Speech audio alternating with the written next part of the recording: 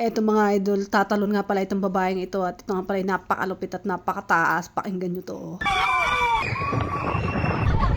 Unreal.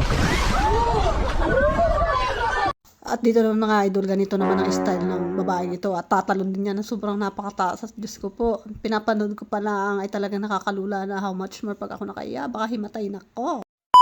Good morning mga idol. Ako nga pala to, MJ Vlog. Ito nga pala mga idol, ang update ng aking itsura. At ako nga pala talagang namayat.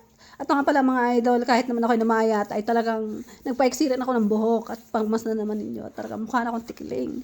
Nga pala mga idol, hindi sa akin bagay ang maiksi ang buhok. Kaya nyo at papabahay ko nito. At dito nga mga idol, ito nga pala ang anak ko, at saka si Harley, ang aso namin na napakabait at saka pala chihuahua. Mga idol, maiksing video nga lang pala upload ko for today. At yun nga pala ang kaganapan dito sa aming bahay. Ngayong umaga nga pala, nagagayak nga pala ang anak ko para ito siya ipapasok sa school. Habang ito ng mga aso mga idol ay ito.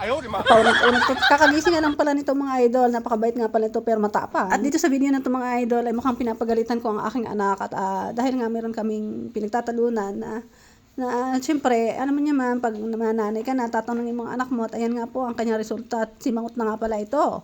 At habang ako naman mga idol ay nakatingin diyan, tinawag ko nga pala ang aking maliit na bunso, at yan nga po, tumakbo pa papunta sa labas. At yan nga pala mga idol, kita nyo, sadya talagang payat yan, since pagkaanak ko mga idol, ganyan talaga itsura niyan. Hindi nga pala ito siya nataba, at lahi na namin yon. Thank you for watching.